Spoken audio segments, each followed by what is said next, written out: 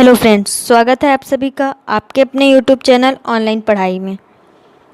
आज की क्लास में हम टेट एग्ज़ाम का सब्जेक्ट बाल विकास यानी कि चाइल्ड डेवलपमेंट के सेकंड टॉपिक बाल विकास का सिद्धांत प्रिंसिपल्स ऑफ चाइल्ड डेवलपमेंट को डिटेल में पढ़ेंगे। और जिसने भी पिछली क्लास की चाइल्ड डेवलपमेंट के फर्स्ट टॉपिक की वीडियो नहीं देखी है, वह वीडियो के नीचे डिस्क्रिप्शन में जाकर बाल विकास के फर्स्ट टॉपिक और MCQs की वीडियो को देख सकता है। वीडियोज़ को लाइक और चैनल को सब्सक्राइब ज़रूर करें। चलिए शुरू करते हैं आज की क्लास। बाल विकास का सिद्धांत। विकास परिवर्तन की वह अवस्था है जिसमें बालक भ्रूणावस्था से प्रौढ़ावस्था में गुजरता है। यानी कि विकास जो होता है उसमें बालक भ्रूणावस्था से प्रौढ़ावस्था में गुजरता है। विकास के परिणाम स्वरूप व्यक्ति में नई नई विशेषता प्रकट होती है। विकास की प्रक्रिया कैसे होती है, इस पर मनोवैज्ञानिकों ने तर्क दिए हैं, जिन्हें विकास के सिद्धांत कहते हैं। ये सिद्धांत इस प्रकार हैं। सबसे पहले है समान प्रतिमान का सिद्धांत। एक जाति के जीवों में विकास एक ही क्रम में पाया जाता है और विकास का प्रतिमान भी समान होता है। यही सिद्धांत इंसानों पर भी लागू होता है। गेसेल ने भी इस सिद्धांत का समर्थन करते हुए कहा है कि यद्यपि दो इंसान एक जैसे नहीं होते, परंतु सभी सामान्य बच्चों के विकास का क्रम सामान्य है। यानी कि गेसेल ने कहा है कि दो इंसान एक जैसे नहीं होते, लेकिन सभी सामान्य बच्चों के विकास का क्रम जो होता है वो एक जैसा ही होता है, चाहे वे दुनिया के किसी भी कोने में रहते हों। इस सिद्धांत की पुष्टि हरलॉक ने भी की है। फिर है सामान्य से विशिष्ट क्रियाओं का सिद्धांत। बालक का विकास सामान्य क्रियाओं से विशिष्ट की ओर होता है। बालक कोई भी कार्य सामान्य ढंग से करता है, फिर विशिष्टता डाल देता है। जैसे वह प्रारंभ में वस्तु को देखकर हाथ पैर मारता है, जो कि शैशव काल में होता है। फिर बाद में वह केवल हाथ का विशेष प्रयोग करता है। फिर है तीसरा है सतत विकास का सिद्धांत। मानव के विकास का क्रम भ्रूणावस्था से प्रौढ़ावस्था तक सतत चलता है। विकास की गति कभी तीव्र तो कभी धीरे हो सकती है। यानी कि विकास की जो गति होती है वो कभी तेज और कभी धीरे हो सकती है। बालक में विकास कभी एकदम नहीं हो सकता।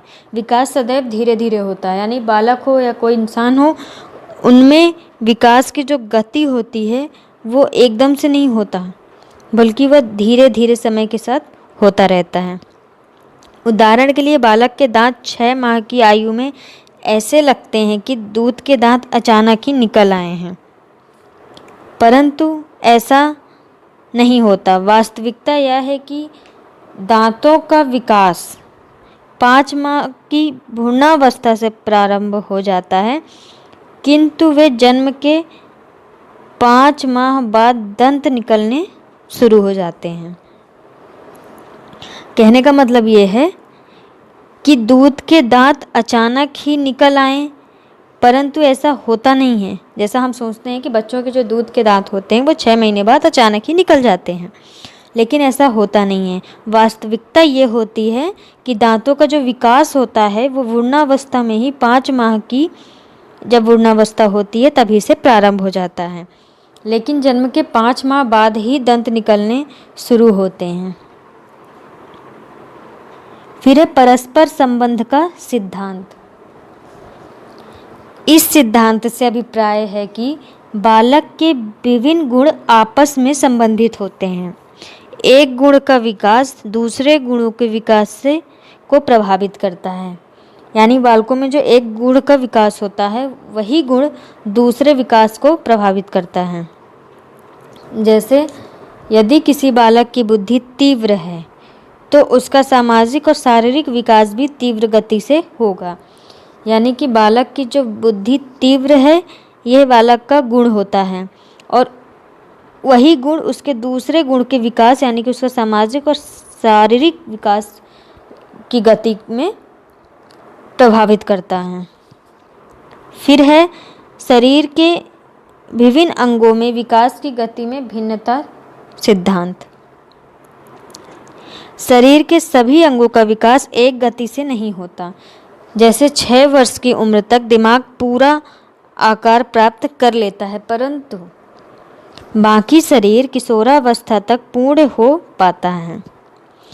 यानी कि जो बालक का शरीर होता है, बालक का 6 वर्ष की उम्र तक जो दिमाग होता है वो उसका आकार पूरी तरीके से बन जाता है, लेकिन शरीर का जो आकार होता है वो किशोरावस्था तक पूर्ण हो पाता है।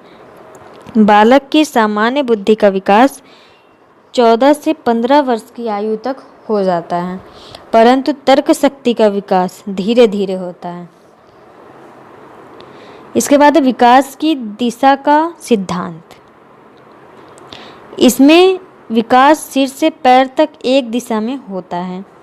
बालक का सिर पहले विकसित होता है और पैर बाद में विकसित होता है। यानी कि जो बालक होता है उसका सिर पहले विकसित होता है और उसका पैर बाद में विकसित होते हैं। जन्म के बाद बालक सबसे पहले सिर उठाने की कोशिश करता है, फिर बैठता है और फिर अपने पैरों पर खड़ा होता है। यानी कोई भी छोटा जो बालक होता है वो जन्म के बाद सबसे पहले अपने सिर को उठाने की कोशिश करता है, फिर धीरे धीरे वो बैठना सीखता है और उसके बाद वो अपने पैरों पे खड़ा होना और फिर चलना सीखता है। फिर व्यक्तिगत विभिन्नताओं का सिद्धांत। प्रत्येक बालक के विकास की गति में एक व्यक्तिगत भिन्नता पाई जाती है। किसी का विकास तीव्र गति से होता है तो किसी का धीरे होता है। यानी प्रत्येक जो भी बालक हैं, प्रत्येक बालक के विकास की गति में उनकी व्यक्तिगत भिन्नता पाई जाती है, जिनकी विकास धीरे होती है और कुछ बालकों की विकास तेज होती है। भिन्नता का सिद्धांत। विकास क्रम एक समान हो सकता है, परंतु विकास की गति एक समान नहीं हो सकती। शैशवावस्था तथा किशोरावस्था में विकास की गति तीव्र होती है, जो कि बाल्यावस्था में धीरे हो जाती है। यानी किसी भी बालक में शैशवावस्था तथा किशोरावस्था में विकास की गति तेज होती है, तीव्र होती है, और बाल्यावस्था में धीरे होती है। इस प्रकार बालक और बालिकाओं में विकास की गति में अंतर भी पाया जाता है। फिर है निरंतर विकास का सिद्धांत। विकास की प्रक्रिया निरंतर चलती रहती है। यह अपने चरम तक पहुंचने तक कभी धीरे तो कभी तेज चलती रहती है। फिर एकीकरण का सिद्धांत। इसके अनुसार बालक अपने अंगों को पहले पूरा चलाता है, फिर उसके भागों को, फिर उन्हें एक साथ अलग अलग तरीके से चलाता है। जैसे हम किसी बच्चे का हाथ ले लेते हैं उदाहरण के तौर पर, तो बच्चा हाथ को सबसे पहले बच्चा अपने पूरे हाथ को चलाता है, फिर वह अपने हाथों की उंगलियों को हिलाता है, फिर दोनों को एक साथ चलाने लगता है। अब हम पढ़ेंगे बाल विकास से संबंधित कुछ अन्य महत्वपूर्ण सिद्धांत। इसमें हम देखेंगे पुनर्बलन सिद्धांत। इस सिद्धांत के प्रतिपादक डोलार्ड और मिलर हैं। इनके अनुसार बच्चे का विकास होता है, बच्चा अधिगम करता है। इसके अनुसार बालक कुछ ना कुछ सीखता रहता है। वह जो व्यवहार सीखता है उसे वह व्यवहार को बेहतर बनाना पड़ता है, उसे उस व्यवहार को बेहतर बनाना पड़ता है। यानी कि बालक जो भी व्यवहार आसपास या अपने माता पिताओं से सीखता है उसे उस व्यवहार को बेहतर बनाना पड़ता है। जैसे वह भूख मिटाने के लिए स्तनपान सीख लेता है, परंतु इससे उसका अधिक समय तक काम नहीं चलता।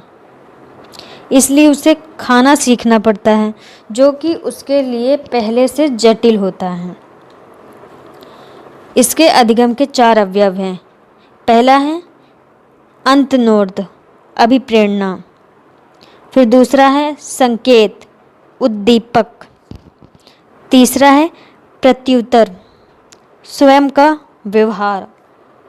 और चौथा है पुनर्बलन यानी पुरस्कार।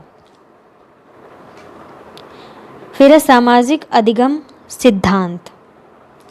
इस सिद्धांत के प्रतिपादक बंदुरा और वाल्टर्स हैं। इस सिद्धांत में व्यवहार को प्रभावित करने वाले कारक में वातावरण संबंधी कारकों को महत्व दिया गया है। वंशानुक्रम कारकों को कोई महत्व नहीं दिया गया है। इसके बाद है विकास के सिद्धांत का महत्व, यानी कि हम जितने भी विकास के सिद्धांत पढ़े हैं उनका क्या महत्व है।